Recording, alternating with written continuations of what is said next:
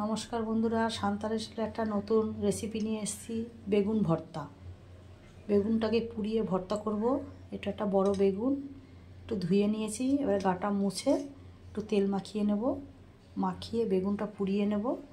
আর কি কি লাগবে পরপর দেখাবো, সঙ্গে থাকুন। বেগুনটাকে সর্ষে তেল মাখিয়ে নেব। মাঝখান থেকে এভাবে ছিঁড়ে নিয়েছি, পুরো পরিষ্কার দেখুন, কেন বেগুনে পোকা হলে বোঝা যায়।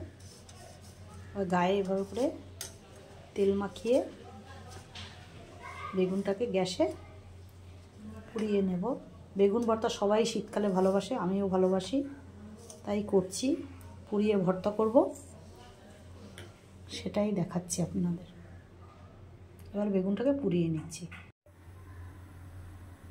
গ্যাসের উপর একটা নেট দিয়ে দিয়েছি। এবার বেগুনটা দিয়ে দেব। এই নেটটার উপরে এভাবে করে বেগুনটাকে আগুনে পুড়তে থাকবে। একটা পাশ হবে, আবার আরেকটা পাশ ঘুরিয়ে দেব। ঘুরিয়ে ঘুরিয়ে ভালো করে পুড়িয়ে নেব বেগুনটাকে।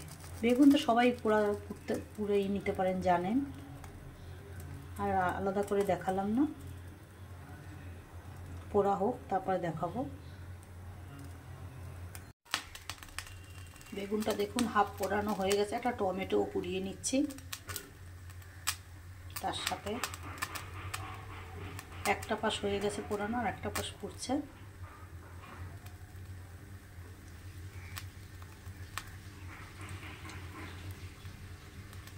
সময় দিয়ে একটু পোড়াতে হবে, ভিতরটা সেদ্ধ হবে। আপনাদের যেটা বলা হয়নি, আমি একটা টমেটো পুড়িয়ে নিয়েছি বেগুনের সঙ্গে। বেগুনটা দেখুন পোড়ানো হয়ে গেছে। এবারে গ্যাসটা বন্ধ করে দিয়ে ঠান্ডা হতে সময় দেব। একবারে ছাড়িয়ে নিয়ে আসছি পুরো ভর্তাতে। কিভাবে করছি সঙ্গে থাকবেন। আমি আপনাদের একটা টিপস দিতে পারি। বেগুন পুড়িয়ে সঙ্গে সঙ্গে একদম কলের জলে বেগুনটাকে ধরবেন, গরম বেগুনটা 3-4 মিনিট ধরবেন, দেখবেন গায়ের একদম চোখলা পরিষ্কার হয়ে বের করা যাবে। কোথাও থেকে কিচ্ছু হবে না। দেখুন বেগুনটা কিভাবে করে ছাড়িয়ে নিয়েছি। এটা হলো আজকের টিপস। টমেটোটাও তাই করেছি, ঠান্ডা জলে যেই দিয়েছি পুরো চোখলা উঠে গেছে। টমেটোর তো উঠে যায়, বেগুনের অনেক সময় গায়ের থেকে মাংস বেরিয়ে যায়, কিন্তু কিচ্ছু বেরোয়নি। দেখুন এবার বেগুনটাকে আমি হাত দিয়ে ম্যাশ করে নেব, কোড়াটা কেটে। তারপরে ভর্তাতে যাব। ভর্তা করতে লাগবে এখানে কাঁচা লঙ্কা, একটু ঝাল ঝাল হবে। 4টে কাঁচা লঙ্কা দিয়েছি, পেঁয়াজ 2টো বড় কুচানো দিয়েছি, একটু রসুন কুচি 8-10 কোয়া, একটু আদা কুচি। যেহেতু আমরা ধনেপাতা খাই না, ওই জন্য ধনেপাতাটা ব্যবহার করতে পারছি না। যারা খাবেন ধনেপাতা দেবেন। কিভাবে করছি সঙ্গে থাকুন। এভাবে করে টমেটোটা ছাড়িয়ে নিতে পারবেন, বেগুন ছাড়িয়ে নিতে পারবেন, খুব সহজ। এবারে আমি বেগুনটা হাত দিয়ে চটকে নেব। এই যে বেগুনটাকে হাত দিয়ে এভাবে করে বেগুনটা আর টমেটোটা একদম ম্যাশ করে নেবেন। যাদের ম্যাশার আছে তা দিয়ে করলেও হবে, আমি হাত দিয়েই করে নিচ্ছি। করে সবাই তো বেগুন পুড়িয়ে খায়, আমি বেগুন পুড়িয়ে ভর্তা করছি। এটাও করে অনেকে, আমার খুব ভর্তাটা ভালো লাগে তাই করছি। সঙ্গে থাকুন। একটা ফ্রাই প্যান বসিয়েছি, আমি সর্ষের তেলে করছি ভর্তাটা। সর্ষের তেল দেবো একটু। ভর্তায় বেশি তেল লাগে না।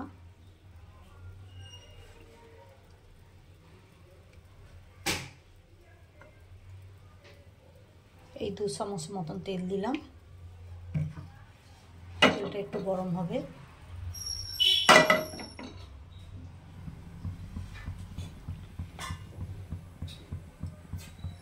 কারা কারা বেগুন ভর্তা ভালোবাসেন অবশ্যই কমেন্ট বক্সে জানাবেন। প্রথমে দিয়ে দেব রসুন কুচিটা। তেলটা গরম হয়ে গেছে, রসুনটা হয়ে গেছে, দিয়ে দেবো আদা কুচিটা। সবই ভাজা ভাজা হবে।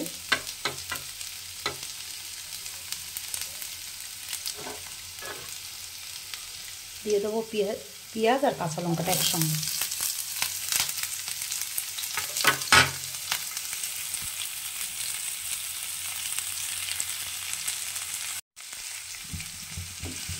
এটা লাল করে ভেজে নেব।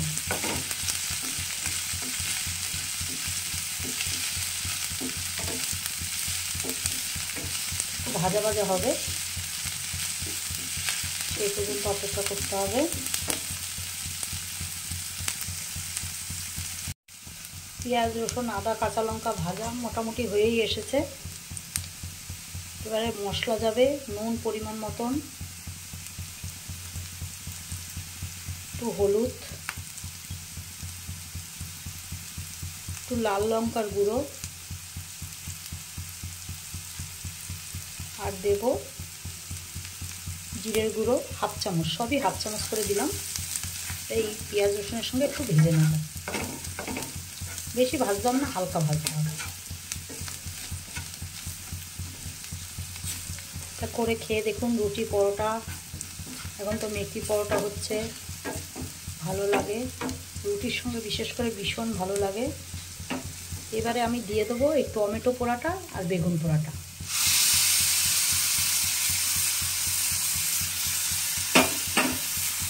আর এটা ভাজা ভাজা করে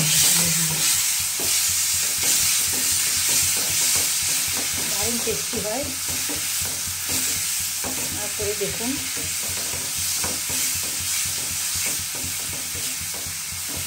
খুব সুন্দর খেতে।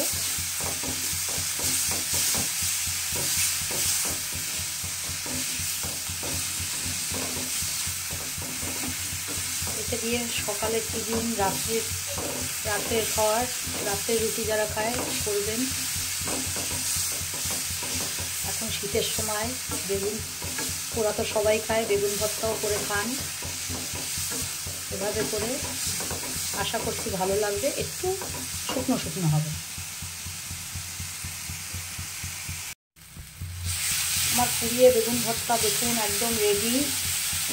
ফ্রাই প্যান থেকে পুরো তেল ছেড়ে দিয়েছে, বেগুনে বেশি তেল লাগে না ভর্তায়, দারুণ খেতে। আমি তো ভালোবাসি, কারা কারা ভালোবাসেন কমেন্ট বক্সে জানাবেন। আর ভালো লাগলে আমার চ্যানেলটা সাবস্ক্রাইব করে দেবেন। শান্তার হেসেল।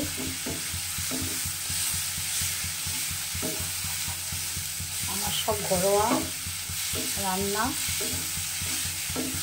আশা করছি ভালো লাগবে আপনাদের।